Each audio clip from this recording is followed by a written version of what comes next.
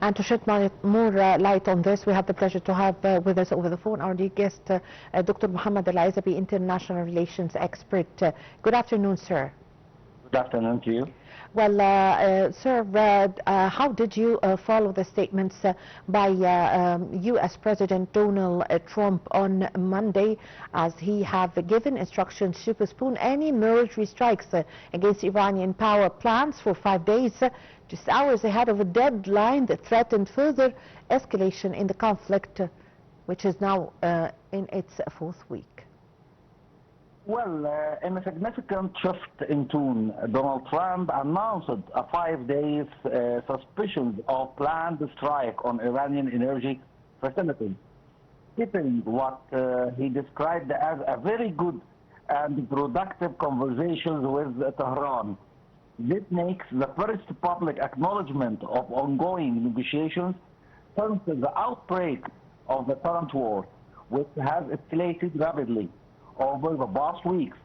However, the Iranian side has denied the existence of direct talks, framing the move as a tactical retreat rather than a diplomatic breakthrough.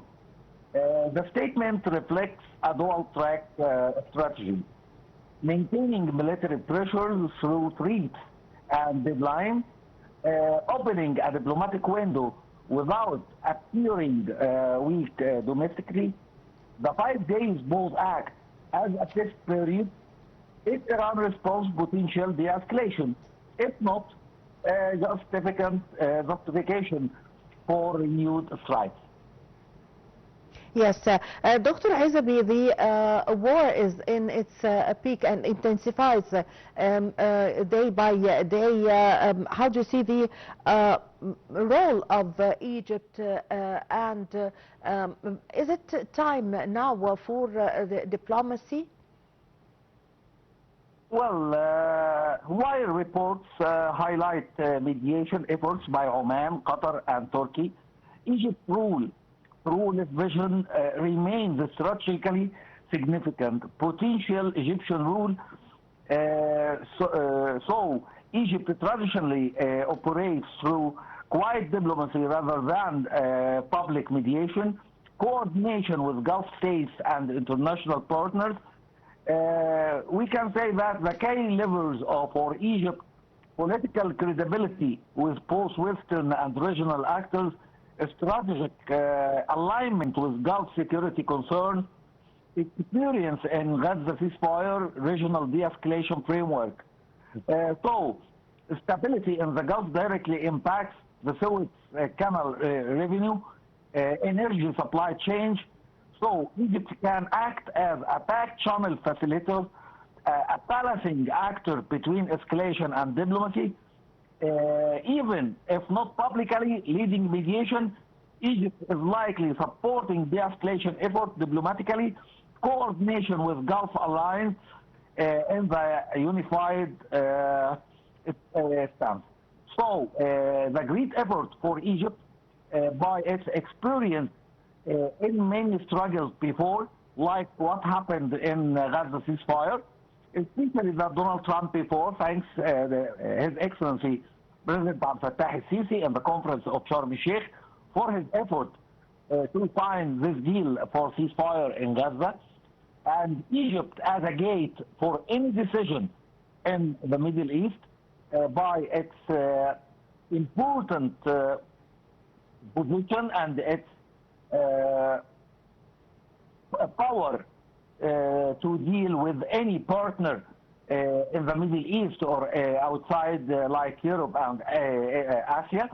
So Egypt, great efforts by His Excellency President Abdel Fattah el-Sisi and Dr. Badr Abdel Ati in his meeting and phone calls, all of this led to negotiations between the United States and Iran.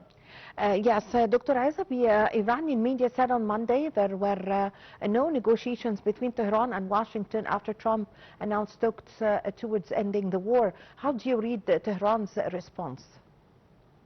Well, everyone knows that it's indirect negotiations, especially that many mass media announced that Egypt, Minister of Egyptian Foreign Affairs and Qatar and Turkey make meetings with Steve Witkoff and make negotiations with Steve Witkoff. So the other side, also the same persons make negotiations with Abbas Arakji. When Iran announces that there is no negotiations, it may mean that it is no direct negotiations. But what is happening in real is indirect negotiations, especially that Egypt and Qatar and Oman and Turkey play a great role to stop this war and de-escalation for what happened, especially after the announcement of Donald Trump. We saw that the oil price reduced by $20. It's now under $100, and before it's $120. So it's a great announcement from Donald Trump to announce that if there is a negotiation, it will make a settlement in the market of oil for all over the world. Yes, I thank you very much for your time. Thank you for your valuable information, Dr. Mohamed Ezaby, International Relations Expert. Thank you very much for joining us over the phone. And Israel launched a fresh wave of strikes on Monday